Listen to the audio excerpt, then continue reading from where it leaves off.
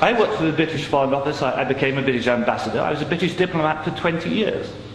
I was always very patriotic to be British. I was very, very proud.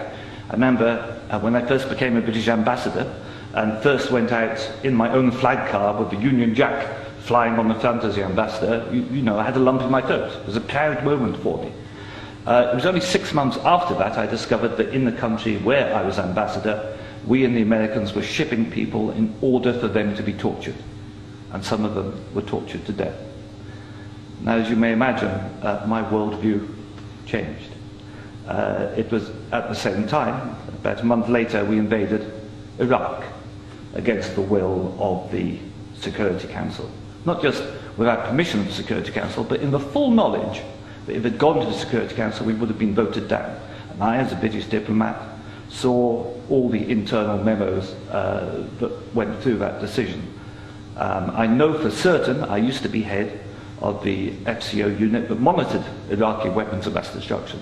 And I know for certain, I can tell you, that they knew there weren't any. It wasn't a mistake, it was a lie. I think it is impossible to be proud of the United Kingdom. I think when we invaded Iraq, we did to the United Nations what Hitler and Mussolini did to the League of Nations. And I think what we've done since, where the truth is often much hidden in the bombing. If you look, Libya, disaster now, we bombed it. We killed 15,000 people when NATO bombed Sirte, something they never told you on the BBC. And did we make it better? No.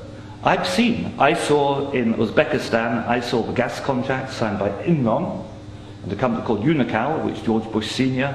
was on the board, to dig out gas pipelines from Uzbekistan and Kazakhstan over Afghanistan down to the Indian Ocean. That was actually what the Afghan war was about. They'd actually had talks with the Taliban and Unocal to see if the Taliban would provide pipeline security.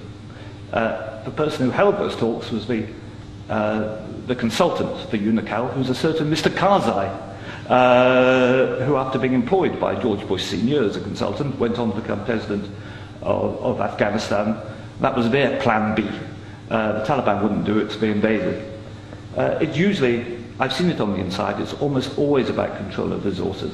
It is every bit as corrupt as our first speaker. I'm sorry, I'm also terrible at names, integrated. You are absolutely right, Andrew. And I can tell you it's not an academic construct. The system stinks.